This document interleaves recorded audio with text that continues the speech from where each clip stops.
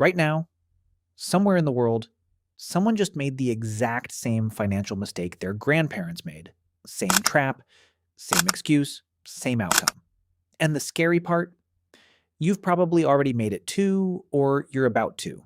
Because every generation looks back at the ones before them and thinks, that would never happen to me. I know better. But what if the thing that quietly drained your grandparents' savings, your parents' retirement, and your own bank account right now is the exact same thing? Not a market crash, not inflation, not some headline event, something much smaller, much quieter, and it's been hiding in plain sight for decades. By the end of this video, you'll understand why this mistake keeps repeating generation after generation, how to spot it before it costs you years of your financial life, and most importantly, how to make sure you're not the next one to fall for it. Because right now, without realizing it, you might already be standing in the exact same spot they did. Think about the moments you felt that little tug, that voice that says, everyone else is figuring this out, why am I still behind? That tug isn't random. It's the same tug that's been pulling people off course for generations, and by the end of this video, you'll know exactly what it is and exactly how to stop it from steering your decisions. Here's something strange. Ask anyone from any generation if they think their financial situation is unique, and almost everyone says yes. Your grandparents thought their economy was different. Your parents thought their job market was different. And right now, you probably think your situation with inflation, with housing prices, with the job market is different too. And here's the twist. You're right. It is different. The prices are different. The technology is different. The opportunities look completely different. But that's not the part that matters. Underneath all of that, the way people think about money hasn't changed at all. Not in 50 years, not in 100 years. And that's where this gets uncomfortable. Picture your grandparents at your age. They had their own version of the news, their own version of a hot opportunity everyone was whispering about, their own version of feeling like the ground was shifting under their feet. To them, it felt brand new, unprecedented, a once-in-a-lifetime moment that had never existed before. Sound familiar? That's because every generation experiences the exact same emotional movie, just with a different cast of characters and a different backdrop. The setting changes, the script doesn't. Let's go back for a second.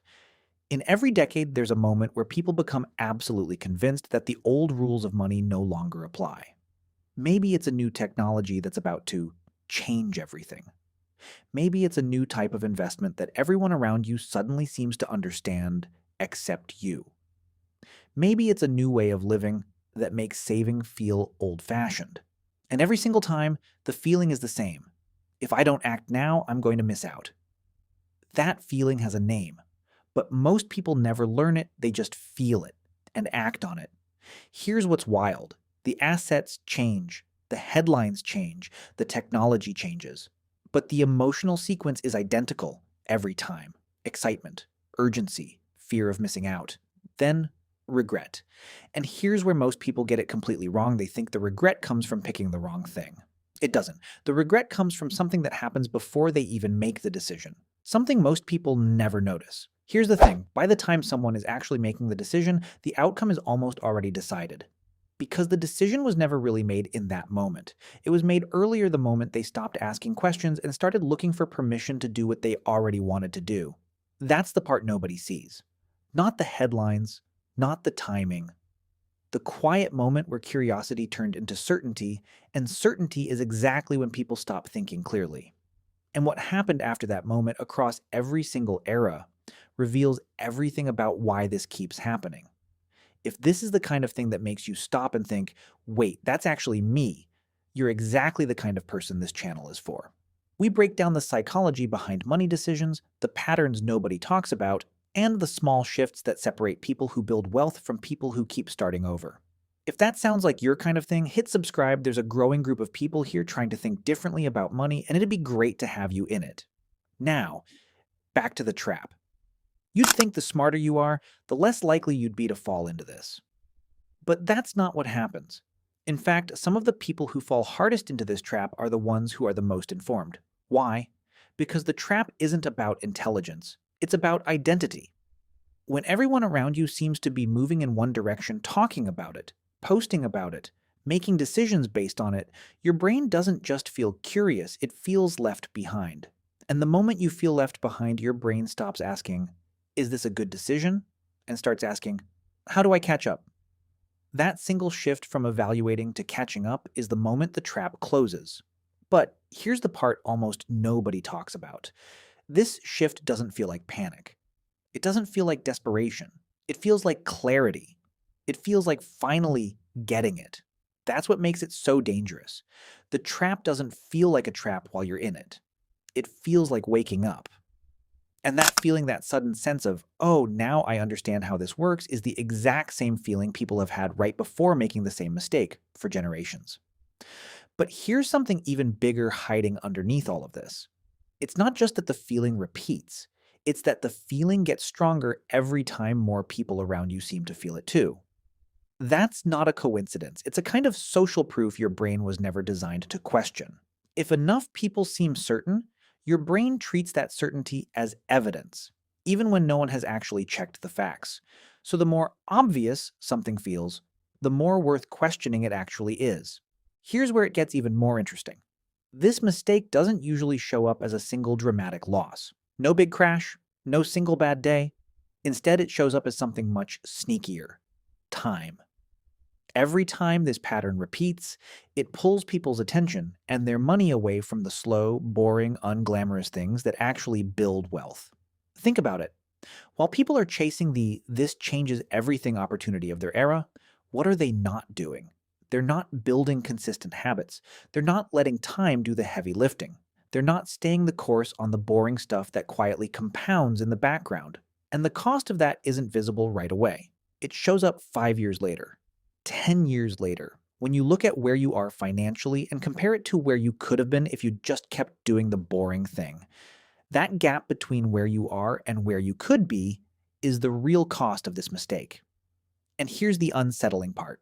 Most people never even realize this gap exists. They just feel a quiet sense that they're behind, without ever understanding why. So they look for the next "this time is different" opportunity, and the cycle starts all over again. But here's what makes this especially painful. The boring stuff was never complicated. It was never hidden. It was sitting there the entire time, quietly working while attention kept getting pulled somewhere else. And the strange part is, the people who end up the furthest ahead usually aren't the ones who found some secret. They're the ones who simply weren't distracted long enough for the boring thing to work. That's it. That's the whole secret. Less distraction, more time, over and over again. So if the assets change, the headlines change, the technology changes, but the mistake stays the same. What actually separates the people who escape this cycle from the people who keep repeating it? It's not luck. It's not timing. It's not even information, because everyone has access to the same information now. It's one thing. The people who break the cycle are the ones who learn to recognize the feeling, that exact feeling of urgency, of "this is different," of "I need to act now or I'll be left behind." And instead of acting on it immediately, they pause and ask one simple question. Is this actually a new opportunity, or is this just the same story, wearing a different outfit? That's it. That's the entire shift. Not avoiding new opportunities, not refusing to adapt, just recognizing the feeling for what it is before it makes the decision for you. And once you start noticing it, you'll see it everywhere, in conversations, in headlines, in the way people talk about money with that same urgent tone your grandparents probably remember from their own era. The pattern doesn't disappear, it just becomes visible. And visible patterns lose their power over you. So here's the truth this video has been building toward. The one mistake every generation repeats was never about a specific investment, a specific decade, or a specific headline. It was always about that feeling, the feeling that this time, the rules don't apply to you. Your grandparents felt it, your parents felt it, and at some point, maybe even right now, you felt it too. The good news: now that you can see it, you'll notice it. The next time something feels urgent, exciting, and like everyone else already knows something you don't, you'll recognize that feeling for what it really is. And that one moment of recognition, that pause before you act, is the difference between repeating the cycle and finally stepping outside of it. So the next time you feel that pull, ask yourself, is this really different? Or have you just been here before? Because the people who build real, lasting wealth aren't the ones who never feel that pull. They're the ones who've learned to recognize it and let it pass. And now, So have you.